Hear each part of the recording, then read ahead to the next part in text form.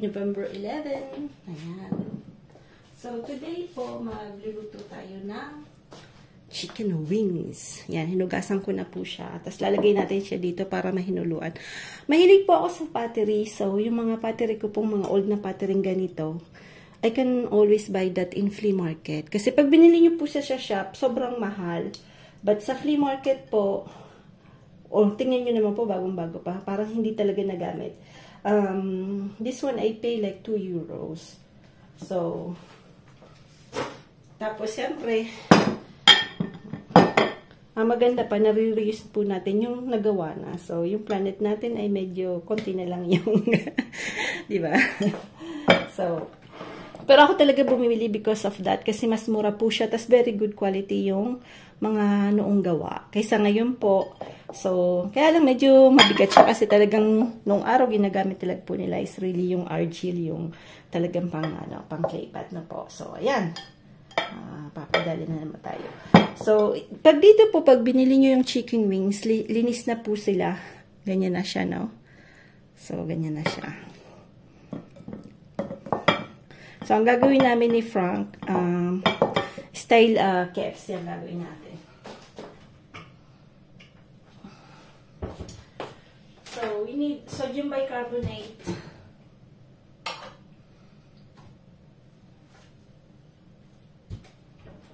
Yung sodium bicarbonate, ano po yung baking soda.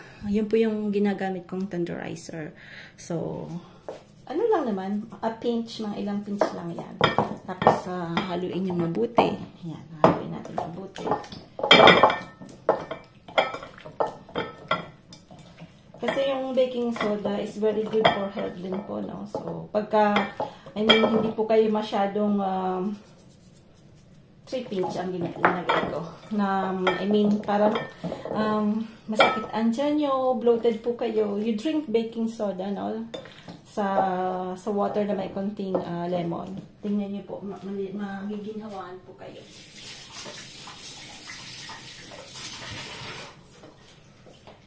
So, you put salt.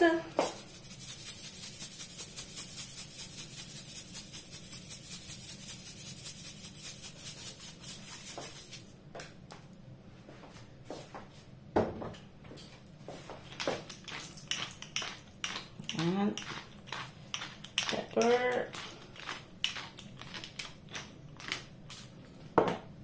then lemon.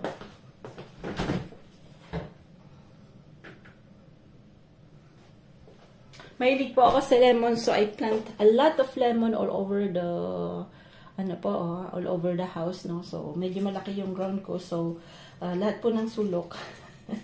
I buy some trees na talaga, yung medyo mahal din po dito kasi pag binili nyo talaga yung lemon na tree. So, pero meron po akong pinatubo lang, yung mga pinatubo ko, siniksik ko lang sa mga gilid-gilid, and they're growing naman. Mamaya, one time po papakita po yung mga binili namin na lemon tree, at yung mga, ako lang po yung, nagpatubo na po. Kasi, pag iniisip nyo, before, wala pa naman pong tindahan ng mga halaman, di ba? So, pag inisip nyo, tingnan nyo po yung, yung bell pepper, capsicum. Hindi ko naman yun binili na binhi. But, you see, ako gano'n kalalaki yung mga, natin, di ba? So, we put ginger powder.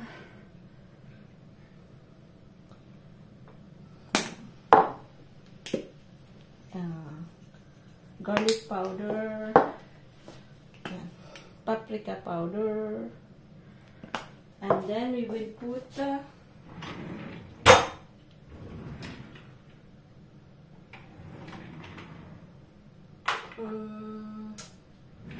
where is it? A little turmeric na po. So,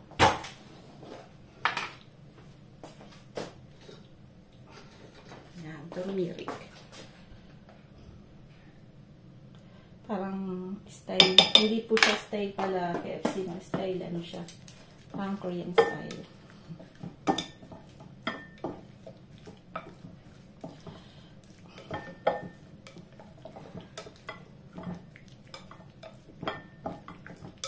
Yeah, so we going to just set aside that. Kasi mag-flea market kami ni Fa. So, cover lang natin siya. Then, mamaya na natin siya i-cook na po. Ayan. So, ayan, balik po tayo dito. Nakapag-flea market po kami. Kabili lang po ako ng pang decoration sa Christmas. Ayan. So, lalagyan natin ng chili powder. Itong chili powder po, ako lang po gumawa nito. Yun yung drenay natin last year. Tapos, inano ko siya. Minix ko siya ng, meron po kasi kaming grinder na pang coffee. So, ayan. Tapos, lalagyan natin siya ng, hindi ko po linalagyan ng egg, ah. So, gagawin natin, so,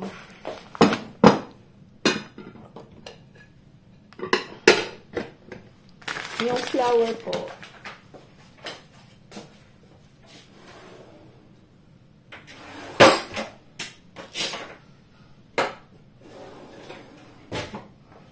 dito, yung flour. Tayo ng spoon ng flour. Ito po yung parang potato starch po sa ano. So, pag walang potato starch, cornstarch na lang po. So, nakita ko kasi yung sa Korea, they use potato starch. So, gaya-gaya din tayo. Gaya-gaya. Puti maya. And then, the same thing, we will put some spice here.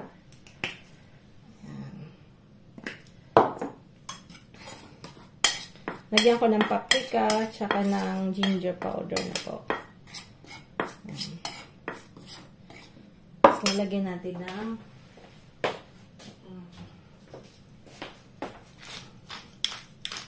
pepper.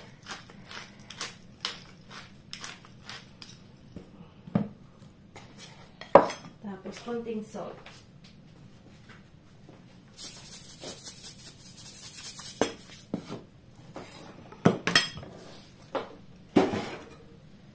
Tabingi yung ano natin.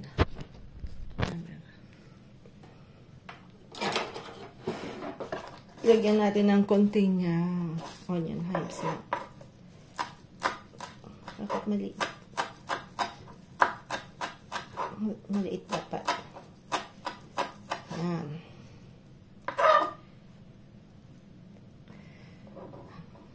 So, ayan.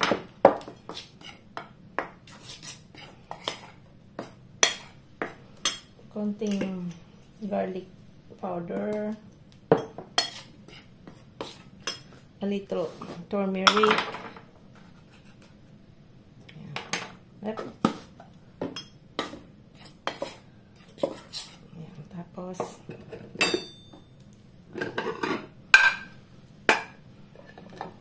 bubud-bud natin yan. Ayan. Para umano na siya.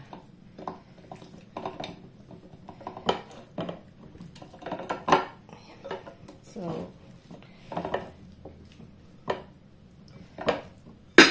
lalagyan natin siya. Mamaya, ipiprito na natin yan. I'm going to fry that. Bango. It smells really good.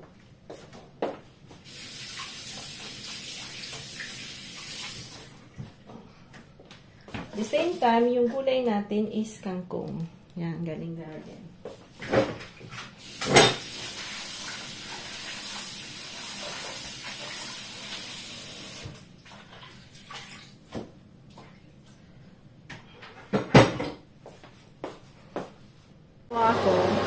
So, marami pong process, no? Marami pong technique sa pagpiprito. I mean, yung sa Korean, pinapaano po nila yan sa parang may ginagawa po silang something. So, ito, pwede din ganito. Yan. Dapat mainit po yung ganito.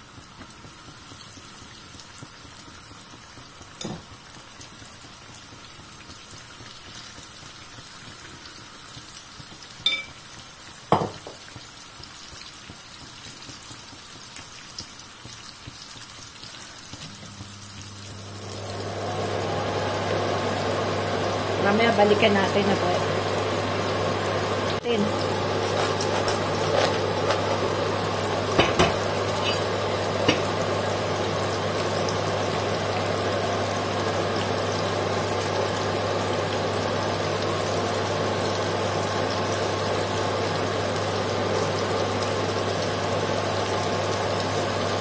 pagka yung piniprito nyo po, parang dumudugo-dugo na nyo.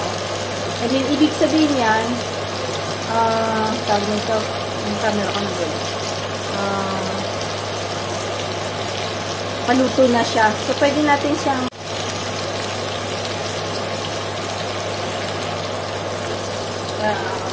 baliktarin.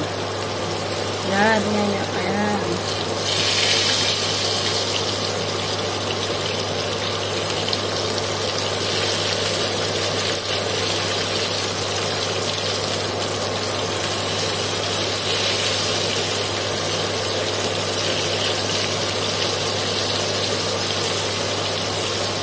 Ibawin po yung texture niya na po.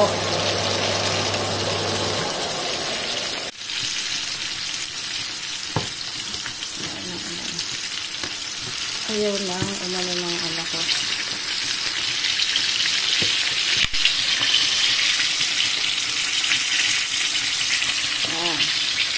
Nilolo ko po yung camera ko.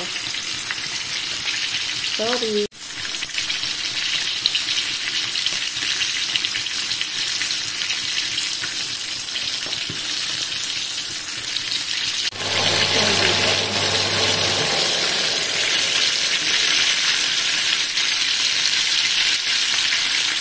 Siya, so babalik na rin natin ulit kasi parang hindi pa masyadong crispy sa kabila. Ayan.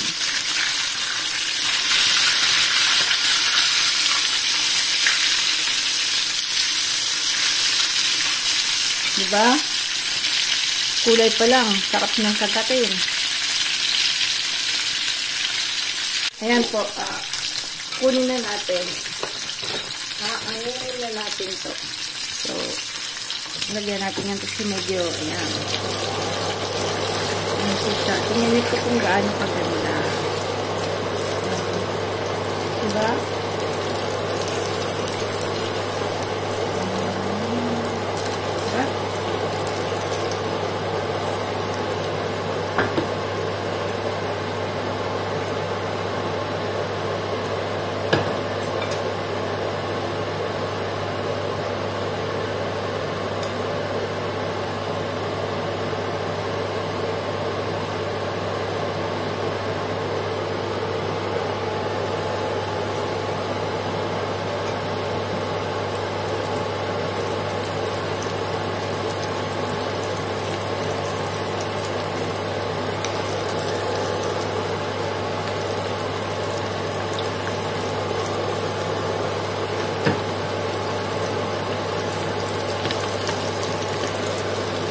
Ayan. Second batch. Ayan, second batch po natin yan. Lulutain natin. Ito yung mga Chinese po, kinakain nila yung ganyan. So, we will try kung masarap siya. Tapos, ganyan talangka. Jute-free. Jute-free. Boss. Maliit po na crab. Ang gagawin natin, kailangan lang po natin ng garlic. Tapos lalagyan natin ng bell pepper kasi ang dami natin bell pepper na po. So,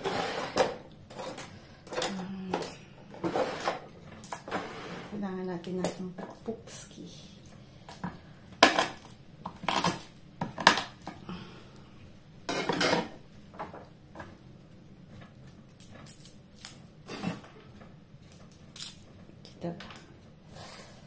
So, ito dito. Ito po yung, kasi ako mahilig sa green vegetable. So, kangkong po yan, tsaka yung, talbos ng kalabasa, tsaka to. Kasi ito po, namamatay na siya kasi, hindi niya na makayanan yung frost. Medyo malamig na paggabi. So, kaya kinukuha ko na po kahit maliliit. Masarap. Nakita ko po sa nagmukbang ng mga Chinese. Nakain po nila yun na ganyan. So, parang sarap na sarap sila. Kaya din natin, di ba? So, kailangan ng garlic po. Ito po para dyan.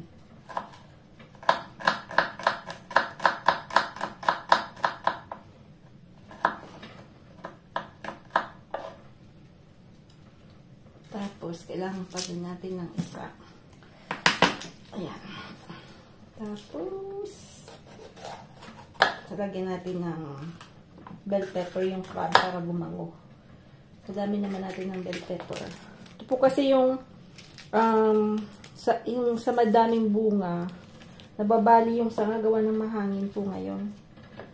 Nababali po yung yung sanga. So, kailangan natin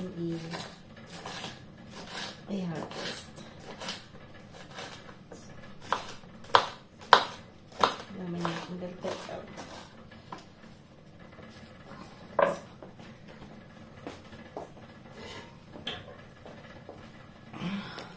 Ng vegetal oil. Kami po in Philippines, we eat the crab like that. But in France, they use that to do some delicious sauces. So, they do the crab, yung crab that na tinatawag nila, they use that for,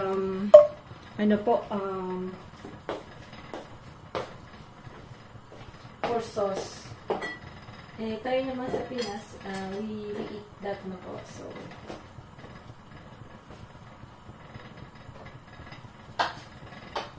yan natin ng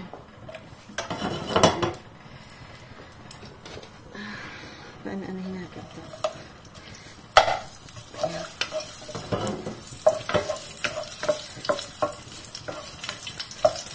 Ayan.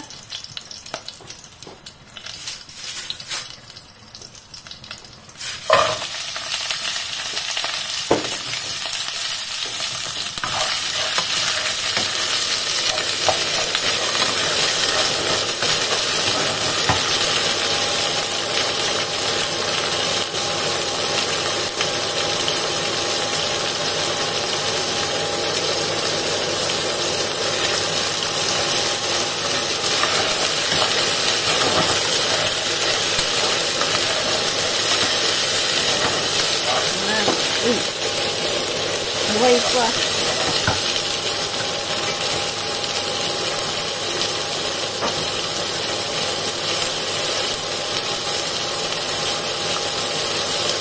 Lagyan natin ng konting soy sauce.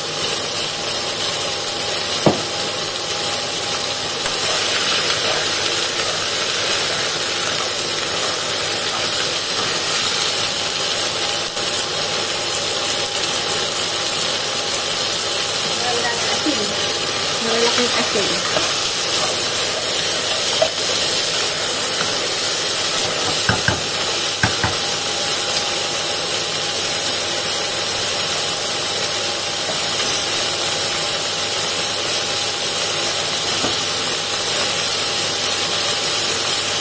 Lagyan natin ng nito.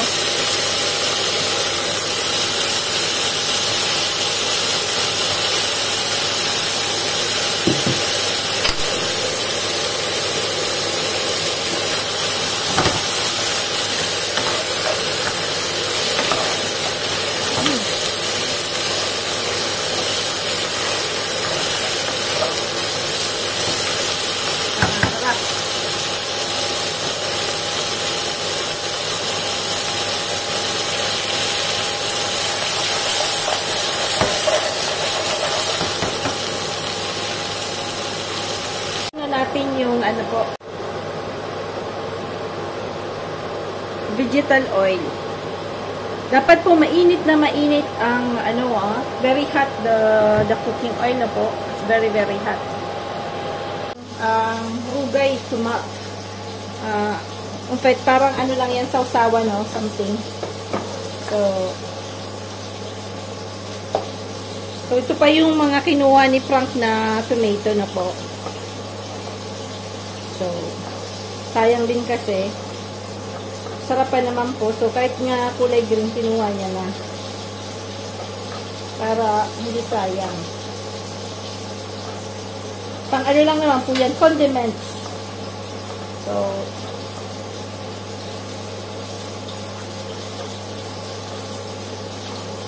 tapos lalagyan natin yan ng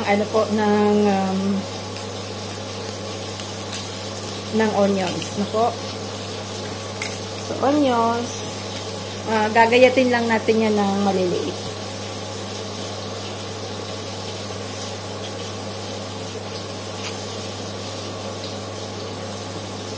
So, lalagay mo natin ito dito.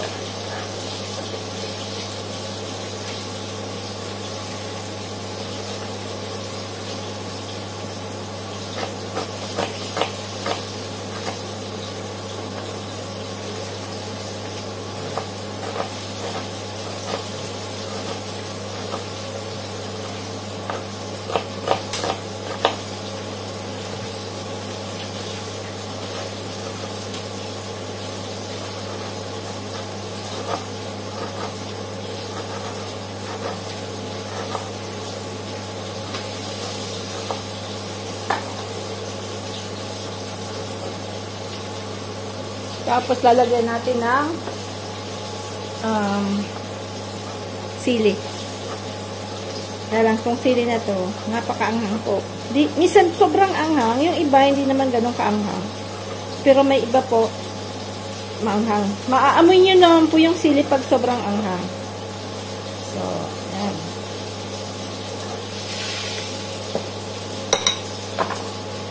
Patis.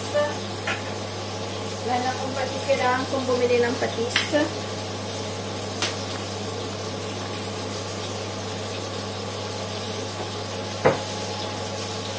And we will put yun lang po yun ay patis. Lemon. Ulala.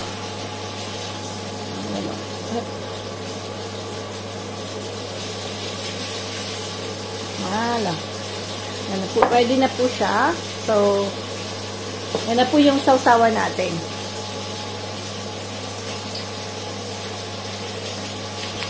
Balik po tayo dito. Ayan na siya.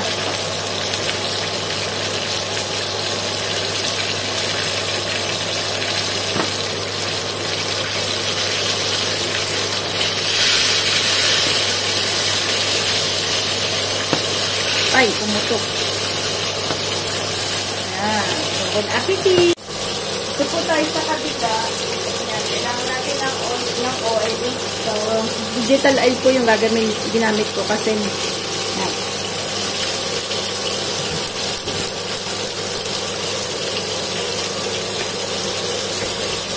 Ito yung bawang. Parang may na.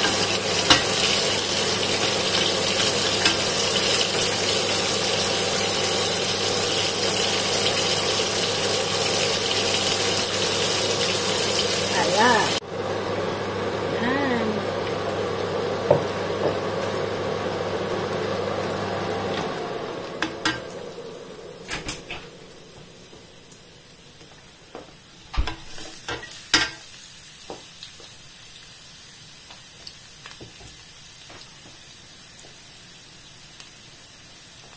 So, yung aanhin natin. At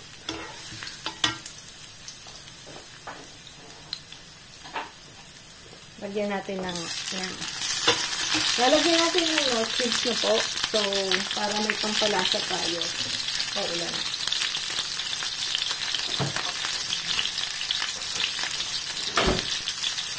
Yan po yung ko nun. Lagi ko pong nilalagyan ng cubes na po. So, yan. Para malasa siya. Durog-durugin nyo lang. Kasi pagka hindi yan nadurog, maalat yan.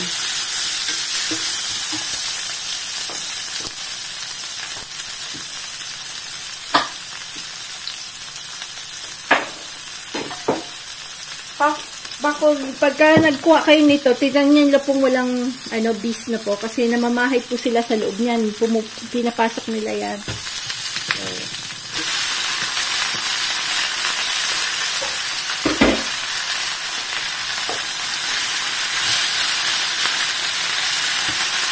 dapat na tayong kumain.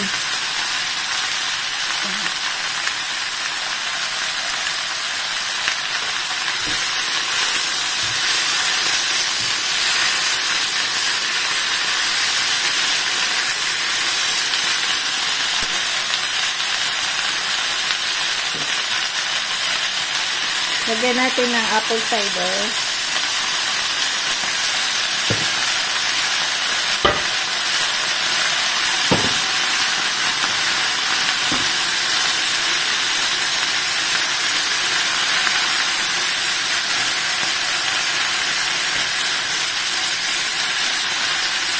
mga may hilig sa green. Ayan.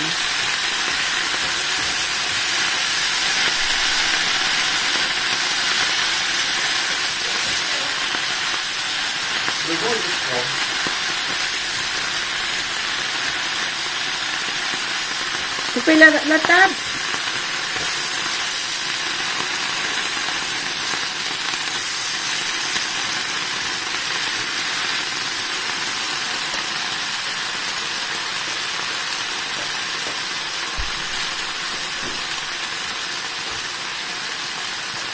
Lagyan pa natin ng konti. Yan po pinakasabaw niya. Hindi ko na po siya nilalagyan ng ng salt. So, ayan lang siya. So, malamang tumaluto na. Hindi yan luto.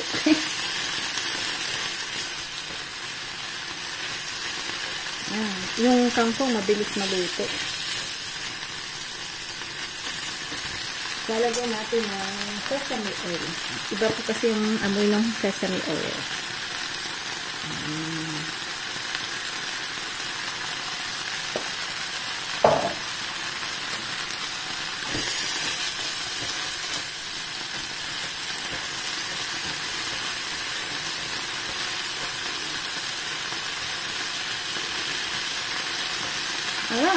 Bon appetit!